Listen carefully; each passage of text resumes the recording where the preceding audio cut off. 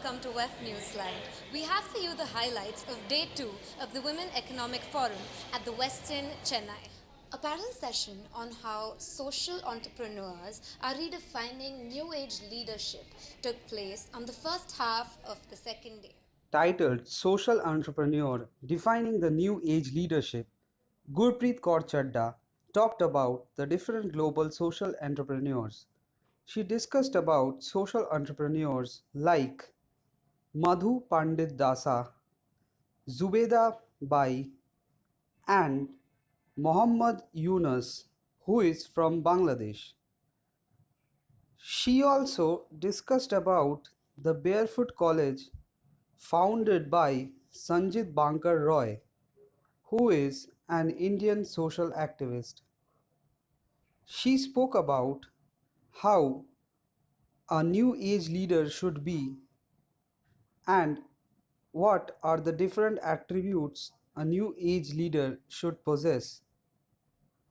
Finally, she discussed about some historical social entrepreneurs from around the Some of globe.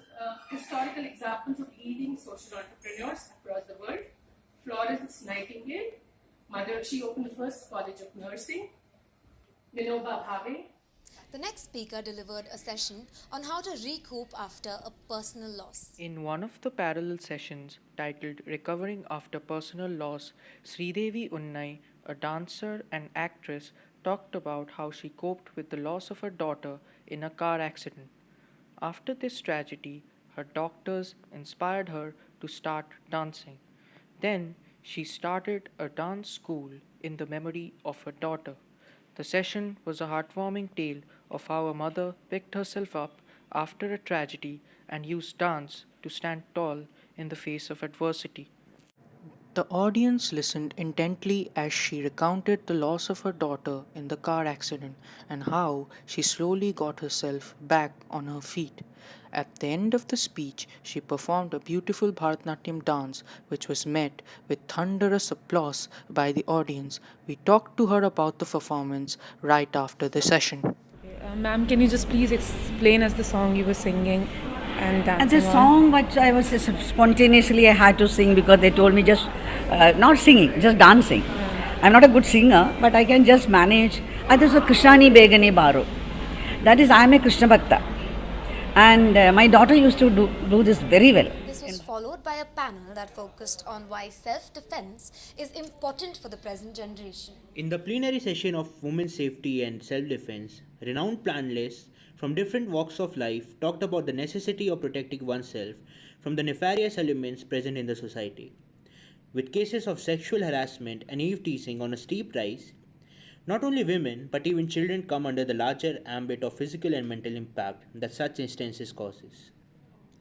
Uday Dhanda, a self-protection trainer, demonstrated different ways by which one could protect themselves.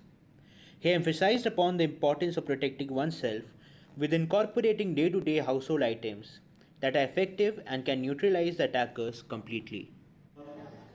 Women's safety and women empowerment, they go hand in hand today.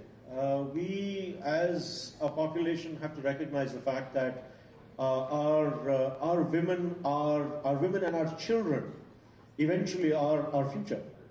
You cannot build a society by pushing two away and trying to build it on the shoulders of one.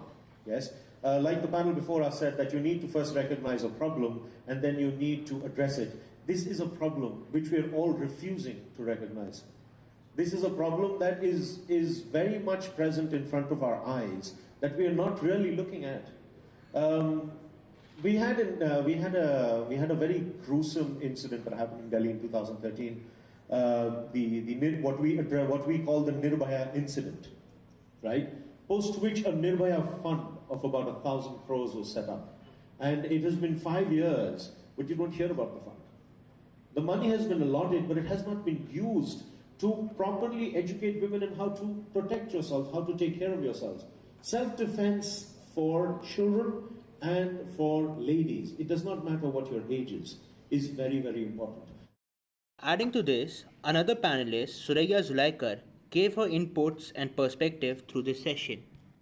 Empowering, I think most of us, for our parents, if I have my parents, I think we always have the tendency of not allowing them to talk, not allowing them to walk, not allowing them to do what they're supposed to do. We always feel, oh no, you're so, you're old, you shouldn't be doing this, don't do that. So I think the first thing we should start doing is we should allow our parents to do what all of us are doing.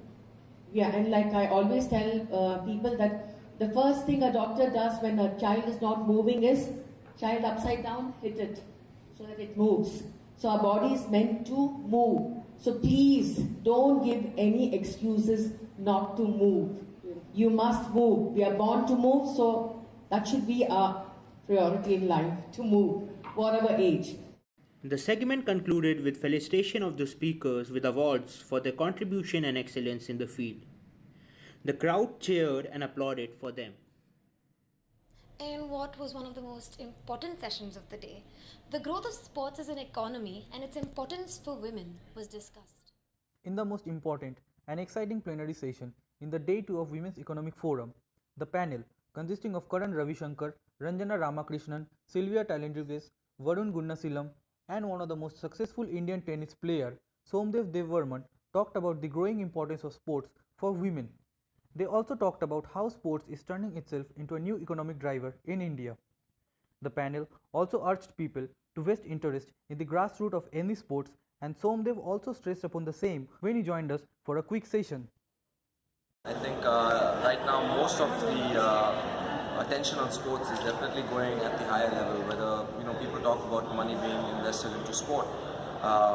Most of it, I'd say a majority of it, is definitely into the higher level with the sponsorships and professionalism of the sport. Now, while that's also very important and I understand that, I also think that we should definitely be spending more than what we're spending on the grassroots, because at the end of the day, we're a country of 1.2 billion people, but how many of those 1.2 billion people actually have access to sport?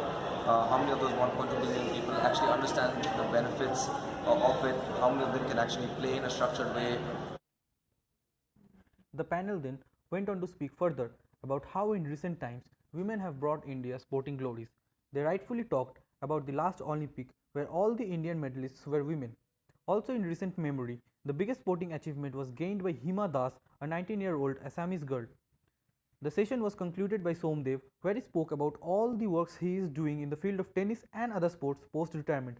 Lastly, as the audience appreciated the words of the panelists, WEF rightfully awarded the panelists, including Somdev.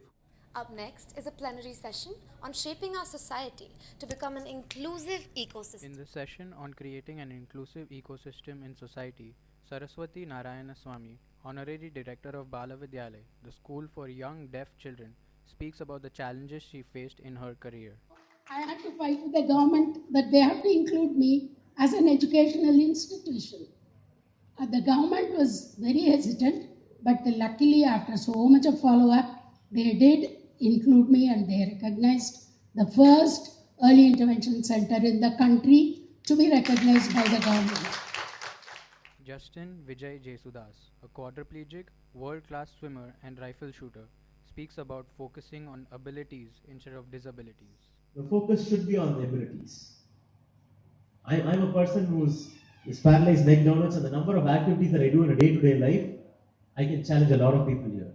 I wake up at 5 o'clock in the morning, do rifle shooting, then do my gym. I swim for 1.5 kilometers every single day without making excuses, and then do a full-time job. Soumya R., an educationist and trustee of Darshini, a trust set up to help visually impaired children, tells us how we can create an inclusive society. Shaping an inclusive society is simple. It's not as difficult as people think. The mantra is care and share. When you start caring for your fellow being, automatically the attitude of sharing follows. That's the overview of the exciting last day of the Women Economic Forum that took place at the Westin, Chennai. Thank you for watching.